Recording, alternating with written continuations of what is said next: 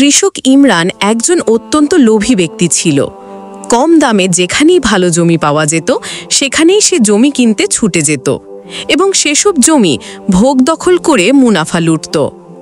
এভাবেই সে সামান্য একজন কৃষক থেকে জমিদারে পরিণত হয়ে ভূসম্পত্তি সহ প্রচুর গরু, ঘোড়া ইত্যাদি গবাদি পশুর মালিক বনে গেল। একবার সে শুনতে পেল পাহাড়ের পাদদেশে একদল মানুষের বসবাস, যারা সর্দার সম্প্রদায় নামে পরিচিত। সেখানে খুব সুন্দর জমি কম দামে পাওয়া যায়। খবরটি শুনে ইমরান কাল বিলম্ব না করে হাসানকে সঙ্গে নিয়ে সেদিকে ছুটল। সেখানে পৌঁছে দেখল চারদিকে সবুজে ঢাকা মাঠের পর মাঠ। এলাকার লোকদের সঙ্গে কথা বলে সে জানতে পারল জমি কিনতে হলে তাদের সর্দারের সঙ্গে দরদাম করতে হবে। কিছুক্ষণের মধ্যেই শিয়ালের চামড়ার টুপি পরা সর্দার সেখানে উপস্থিত হলেন। তারা পাহাড়ের উপরে গিয়ে দরদাম ঠিক করার সময় সর্দার বললেন, আমরা দিন হিসাবে জমি বিক্রি করি। 1000 রুবেলের বিনিময়ে একদিনে তুমি পায়ে চলে যতদূর ঘুরে আসতে পারবে ততখানি জমি তোমার হবে। তবে মনে রেখো, সূর্যাস্তের আগে তুমি ফিরে না আসলে টাকা হারাবে। সর্দারের কথায় ইমরানের মন আনন্দে ভরে উঠল। সে ভাবল সারাদিনে অনেক দূর পর্যন্ত ঘুরে সহজেই প্রচুর জমির মালিক হয়ে যাবে। তাড়াতাড়ি সে সর্দারের কাছে 1000 রুবেল রেখে বলল, সারাদিনে আমি কত দূর বা কোন পর্যন্ত ঘুরে এলাম, কিভাবে তার প্রমাণ থাকবে? সর্দার বললেন, তুমি একটি কোদাল সঙ্গে নিয়ে যাও, যা দিয়ে তুমি যেখানে যেখানে যাবে সেসব স্থানে কোপ দিয়ে চিহ্নিত করে আসবে। ইমরান ঘাড় নেড়ে বলল, ঠিক আছে, কাল সকালেই আমরা হাঁটা শুরু করব। এ অবস্থায় সারা রাত সে ঘুমাতে পারল না। বিছানায় শুয়ে শুয়ে ভাবল সারাদিনে সে বহুদূর অবধি ঘুরে আসবে।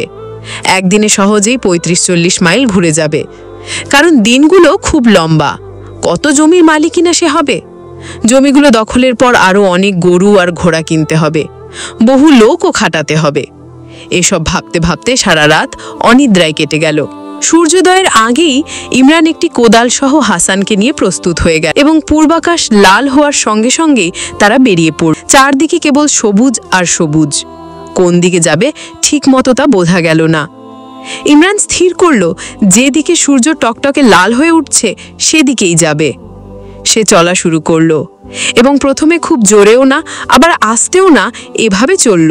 চলার পথে প্রতি 1000 গজ অন্তর একটি করে গর্ত করে জমি চিহ্নিত করতে লাগলো। কিছুক্ষণ পর অনুমান করল 3 মাইল এসেছে।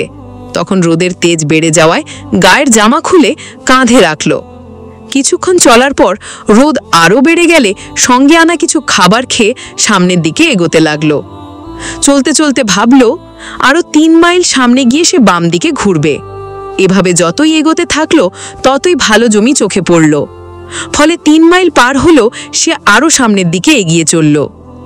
এভাবে ক্রমাগত সামনে এগোতে থাকলো। ভাবল সারা জীবন আর কোনো চিন্তা করতে হবে না।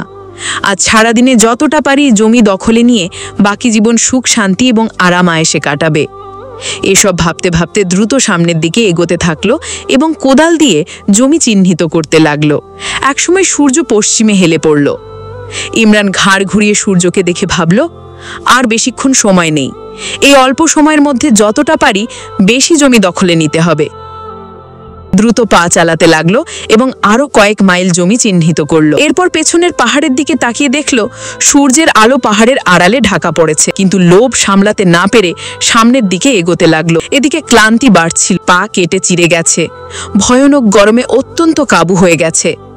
বিশ্রাম করতে ইচ্ছে হলো, কিন্তু সূর্যাস্তের আগে পৌঁছানো দরকার। পেছনের পাহাড় থেকে লক্ষ্য করলো এখনো অনেক দূরে। প্রাণপণ চলতে থাকলো।